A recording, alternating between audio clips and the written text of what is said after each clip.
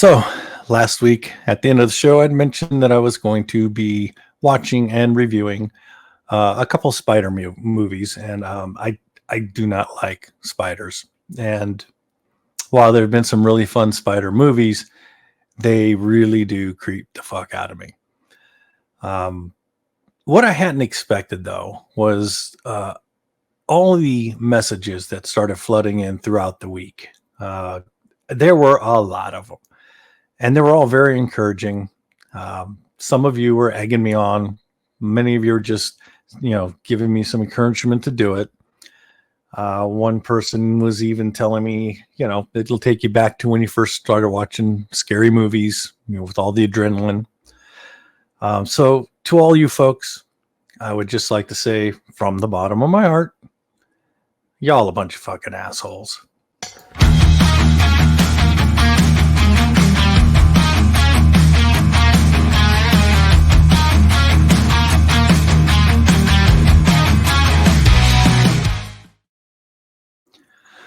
Welcome to Real 9. I'm Dungeon Dan. First movie up tonight is called, I already forgot it, Sting. Sting is actually, I'm going to call that one a cute, scary movie. Cute in the sense that we're going to be dealing with a 12-year-old girl, her family. She finds this spider, captures it, and decides it's going to be a pet. Of course, things go wrong. Once she starts feeding it, it starts growing and growing and growing.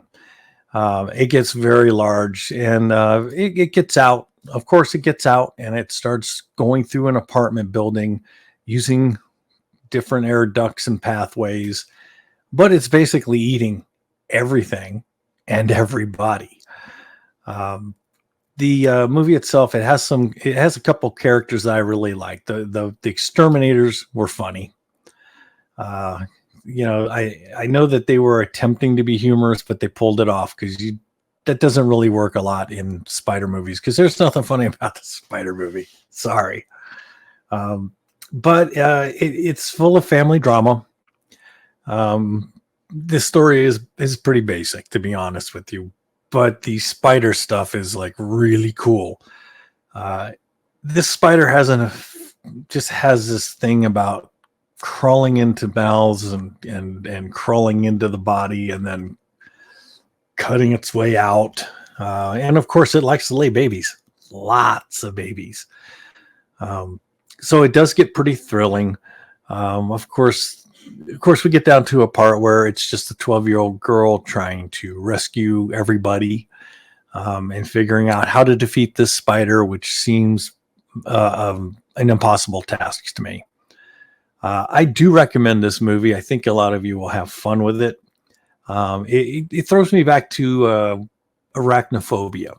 It had its funny moments. It was played straight, and it was generally, creepy, because there's just all these icky spiders crawling everywhere.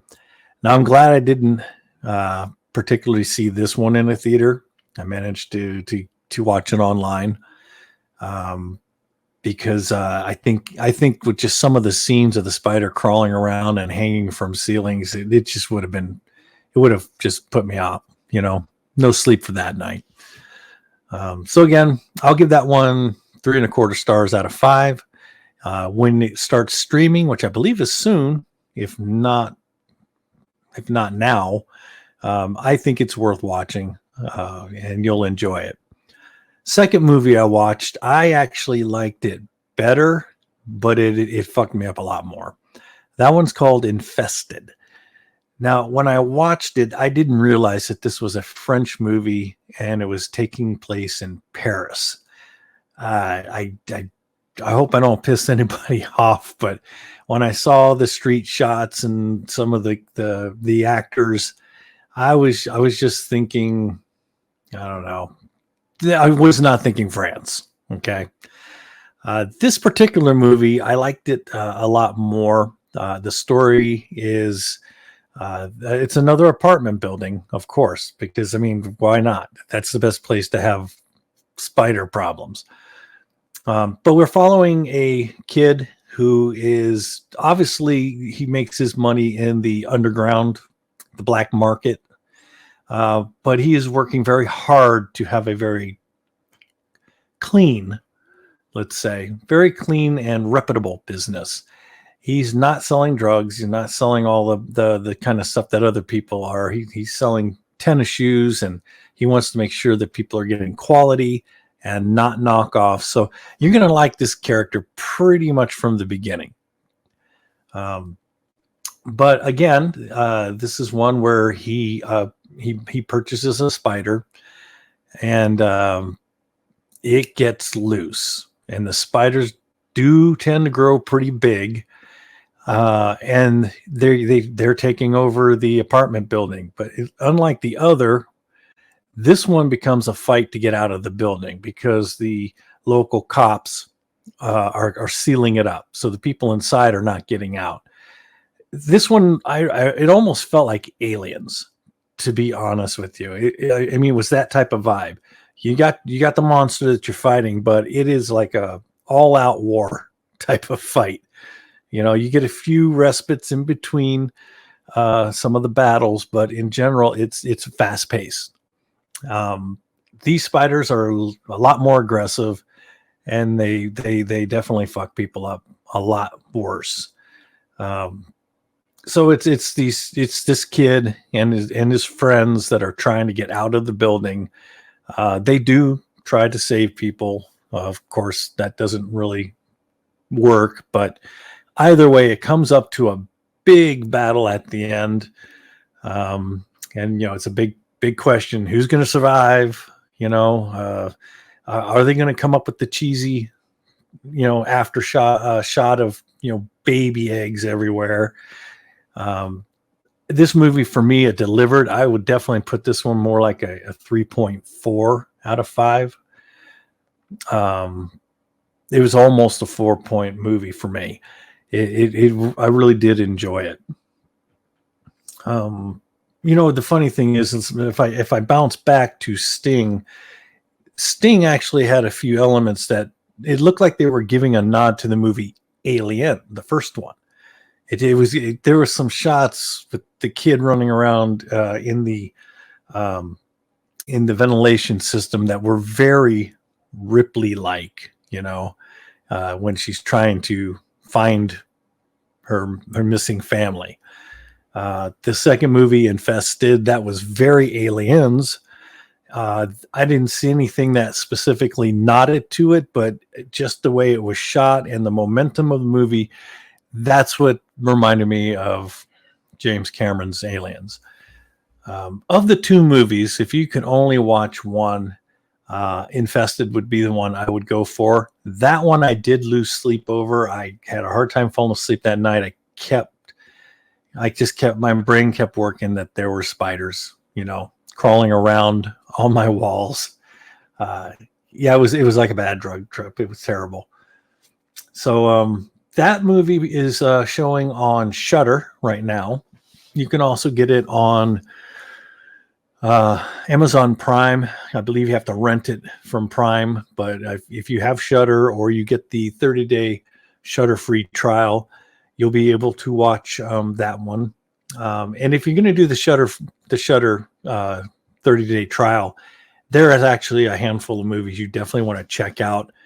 I haven't reviewed it yet. I don't think it's going to be next week. I think I want to do the Pregnant Nuns shows for next week. But there's one called Baghead, and I kind of saw the trailer, and I wasn't all that excited about seeing it. When I actually watched it, I loved it. I thought it was great. You know, it was just enough of everything to make it interesting, thrilling, and God, that Baghead was one ugly, ugly thing. But anyway, that it's a short show tonight. These are all going to be kind of short shows from here on out.